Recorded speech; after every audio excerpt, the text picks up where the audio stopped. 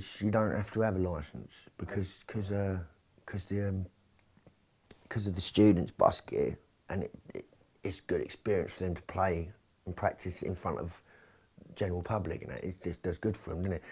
So they can't distinguish between students and people from Cambridge. They're just not allowed to do that, are they? So they've either got to bring a licence in for everyone, or have it so that no one needs one, you know. And so luckily, being in Cambridge, we don't need one. So obviously, in this sort of scene, you get to meet a lot of people that are like yourself, and the nature of it, you know, people usually cut an early death. Royal Garden. Yeah, there's just a big long list there, it really is. You know, people that you just don't hear about in the papers, and I think you don't hear about them. Not in a place like Cambridge anyway. I mean, it's not good for business, is it? I think it was an idea amongst residents in the hostel, and it was a collaboration between them and the staff that got it going. We managed to secure funding to be able to employ a coordinator to help set up Link Up, which is a community group made up, it needs to be made up of 60% of homeless or ex-homeless clients on a committee, and they've formed themselves into a community and have their own bank account, and have been bidding for various pots of money, making arts and crafts and selling them to become self-sufficient.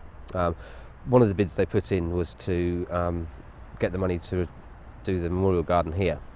I think there's so many homeless people pass away, and there's not really anywhere to remember them, so the funding was put together, and this was built by the residents here and residents of Link Up, along with the gardener, and the plaques up there are the people who have passed away over the years within the homeless community.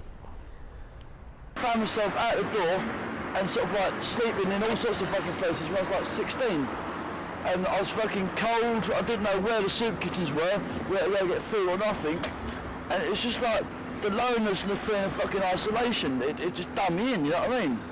Fucking 16, I'd come out of the benches in the parks and go into sort of like abandoned buildings and sort of like try and sort of like find like some walls and a roof over me and that, keep the rain off and shit, you know? It wasn't fucking good, man.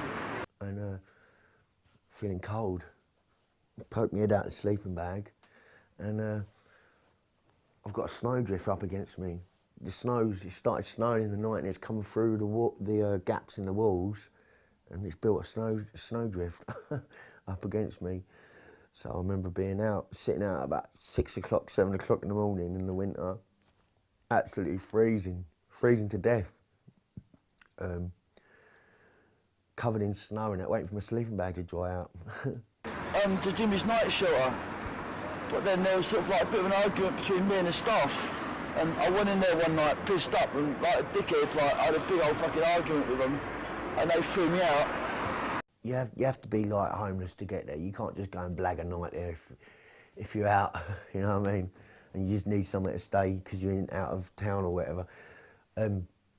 You'll go there and they'll put you up, and then they'll sign you in, they'll get to claim the housing benefit and everything. You go through all the process, and then you have to turn up there every night at a certain time, about 6 o'clock or 7 o'clock or something it is, and then they let you in, and you basically have to keep turning up to keep your bed.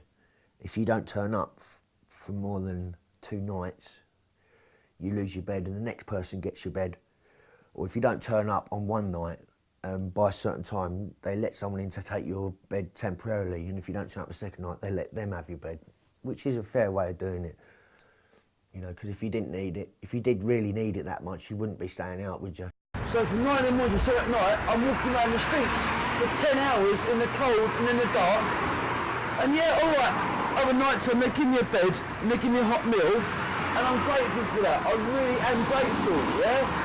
But like, kicking me out at 9 o'clock the next morning to walk the streets for 10 hours in the cold, you know, it's snowing, it's raining, it's wet, there's no shelter. I've got no money, I can't go nowhere. Everything here costs money. They'll send you to all your counsellors and that, and then you'll have a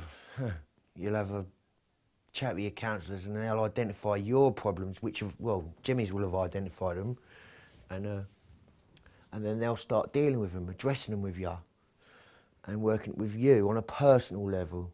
You know what I mean? For food, I would rummage through the bins. You know, like, go outside like the burger bars and shit, yeah? And there's always people pissed up. They'll like get a burger, they'll take one bite of it, and they'll fuck the rest of it down to the floor because they're pissed up and they won't bother eating it. And so then like, I pick that up, and that's me. That's my food for that night. Or you go in the back of the supermarkets and like they throw out the out-of-date stuff, and you can forage for that. Like sandwiches that are past their best, or bits of fruit that got a bruise in it, whatever, so you cut that bit off and you get it down, yeah. You know, I've been at this 16 years now, you know. It's like I get cold, I get hungry, so I have to survive and forage. It's the only way. Like the charities, they mean well, but they can't reach all of us. And it is really, really tough. So that's why I have to sort of like forage through bins and shit. It's not good. Because, yeah, I was always in and out of jail, and, you know, in debt and just totally untrustworthy, whatever. No, you weren't getting nowhere. So I had to sort out a lot of them things first before I could get the flat. I ended up sort of like having a bit of a nervous breakdown and stuff, yeah? Like when I was like, what, 18, and spent like the next 2 years like in this fucking psychiatric hospital. And like, it was pretty much like a nick. They had bars them in and everything, but they call it hospital instead of HMP, whatever, you know what I mean? It's not good.